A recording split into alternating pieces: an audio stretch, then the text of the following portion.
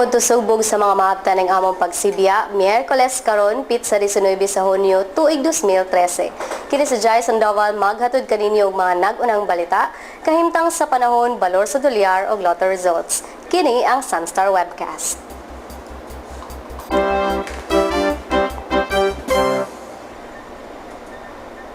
Ang mga nag-unang balita. Si Tinta Kabalay sa Minglanilla, Talisay, guba sa Alimpulos. Gwen Garcia, mobisita sa Kapitolyo. Tulis sa Sipalco, maayong pagkaplano.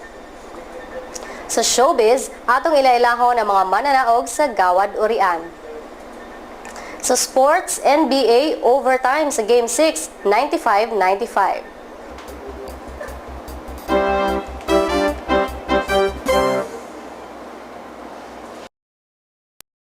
Are you looking for a job?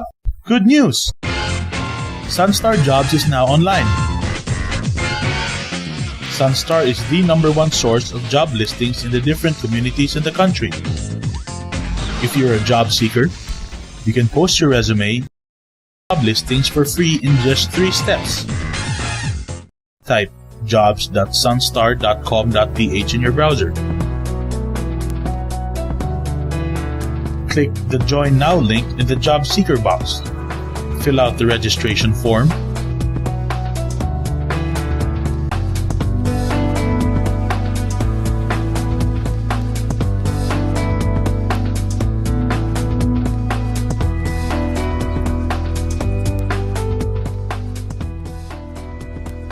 Select the Click Here to Continue button. Congratulations! You are now registered to the Sunstar job site. You can start browsing job listings and post resumes.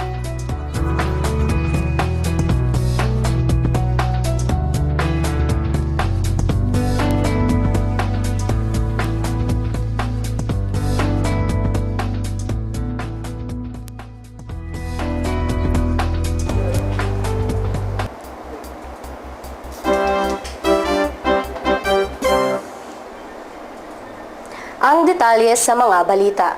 Gigo o Galimpulos ang Barangay Kalahuan, Barangay Tungkil sa lungsod sa Minglanilla ug Barangay Mohon sa Dakbayan sa Talisay pasado alas 2 kagahapon sa hapon hinungdan sa pagkalisang sa mga lumulupyo. Tungod sa kakusog sa hangin, gipang-alsa ang mga atop sa kabalayan nga sagad ginama sa scene samtang nangaibot og nangatumba usab ang pipila ka mga punuan sa kahoy sa kalsada. Ang Provincial Disaster Risk Reduction Management Council nagkanayon na moabot sa 60 ka mga balay. Si 30 ka mga balay ang nangaguba tungod sa Alimpulos. Samtang sa sitio Libo sa Barangay Mohon, sa Talisay, tulo ang gihong samdan ato sa pag-igo sa Alimpulos. Ang atong total families affected for the totally damaged is 6, then the partially damaged is 2. Then we have 3 reported na injured. Maricho Pantano, 30 years old. Leticia Labadan, 48. And Rosie Sedentario, 35 years old. So far, ang sa city government, naghatag sa og meals nila starting last night. Then, ganina breakfast. Then, we'll also serve lunch. Then, hatagan sa sila og mga cooking and eating utensils. Nga po diri karon ang sa province, sa Social Welfare Office sa Capitol. Hatag sa sila mga relief items. We will also be extending financial assistance for kaning housing.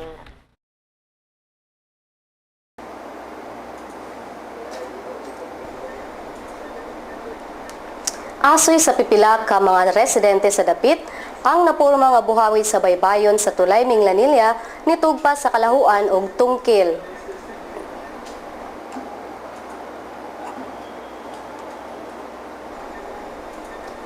Human natapos kagahapon ng 180 kaadlaw nga pagkasuspenso ni Cebu Governor Gwen Garcia, gipaabot karon sa mga opisyales sa Kapitolyo ang pagbisita sa gobernadora. Atong paminawon si Oscar Pineda sa Sunstar Cebu para sa dugang detalye. Abrihan na yun ang opisina ni Governor Garcia alas 9:26 sa buntag. Apan giklaro ni Elizabeth Francia, ang Chief of Staff ni Governor Garcia, nga ang maong pag-abre kay may tungod ni para sila man limpyo o limpyo sa opisina.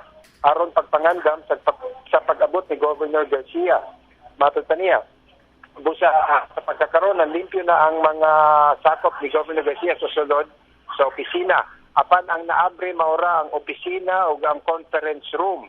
Ang main room mismo ni Governor Garcia, diin siya maglingkod o diin siya mo entertain siya mga bisita, nagpabilin pang serado sa karong orasa. Wa patakaybaw kung unsa gyud oras ang ilang gihimong pag-abri. Sa pagkakaroon nag-conduct na ang COA o ang office of ang Capitol officials og inventory sa maong mga butang nga makita sa suod sa opisina. Ang mao staff gipanglista na o kuha na ang mga butang nga nadiya o ilan ang gi-identify asa ang personal na gamit ni Governor Garcia ug asa ang mga dili personal. Makita sa ang naa dinhi karon sa pag-abri mao sila Provincial Administrator Eduardo Habin, Provincial Government Service Office Head Bernard Calderon, DILG Officer, Provincial DILG Officer Jerome Gonzales, DILG Regional Legal na si Aisa Nogra, ang Barangay Captain sa Barangay Capitol site si Manuel Guanzon na asab, ug sa mga sakop ni Governor Garcia sila Ronald Canopio, sina si Amor o sila Miss Bess Francia. Kini si Oscar Pineda alang sa Sunstar Cebu.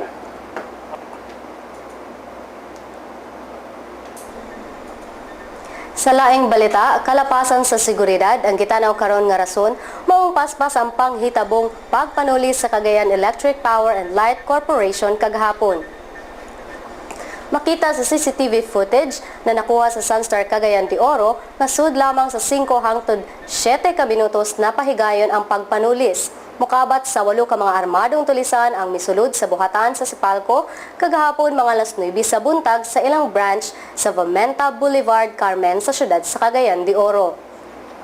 Sa inisyal usab nga investigasyon sa Police Station 4, nasuta ang usa sa suspect ang nipuli sa sikyo ug mao inibantay sa entrance nga bahin. 5 ka mga armado ang nagtagsa sa armas ug nanion sa pistola sa teller ug mga customer samtang laing tulo mao iniunay sa pagkuha sa kwarta sa kaha. Giba na banang moabot ngadto sa 8 ka mga customer nga mobayad sa kuryente ang nabiktima sa mga tulisan.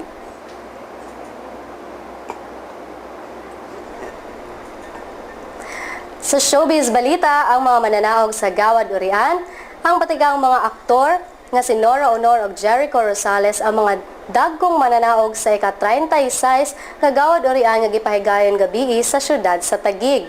Nakuha ni Jericho Rosales ang Best Actor Award alang sa iyang salidang Alagwa. Samtang si Nora Honor ang iyang Best Actress Award sa salidang Thy Womb. Ang ubang mananaog mao ang sumusunod: Alessandra De Rossi, Best Supporting Actress alang sa salidang Santa Niña; Art Acuña, isip Best Supporting Actor para sa salidang Posas; Best Film, ang paglalakbay ng mga bituin sa gabing madilim; Best Director pod si Adolfo Alex sa iyang salidang Mater Dolorosa. Gihatag usab ang prestihiyosong titulong Natatanging Gawad Urian ngadto sa actress nga si Mila Del Sol alang sa iyang kontribusyon sa industriya. Si Del Sol nibida sa mga salidang Giliw Ko, Oras ng Ginto, Sawing Gantimpala, Tatlong Magdalena, ug Lupang Pangako, ug uban pa.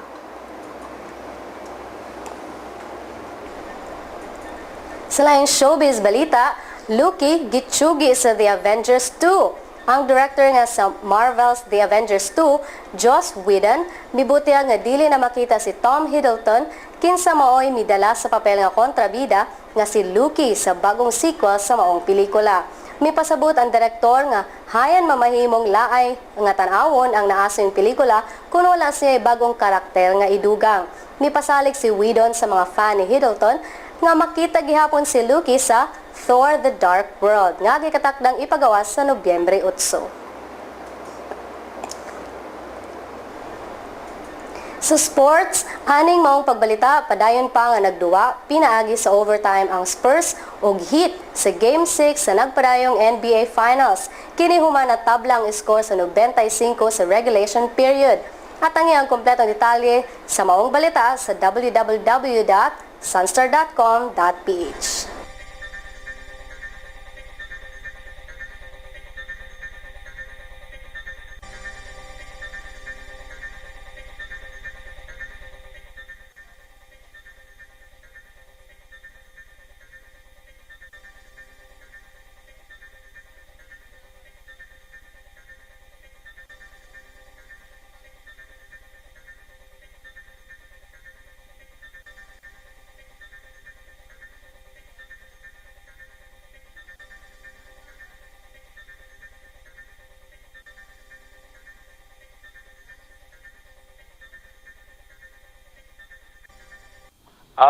Ang dakbayan o lalawigan sa Subo, inguman ubang bahin sa Central Visayas, makasinati karon mapanganuron nga tus madag-umon na kalangitan.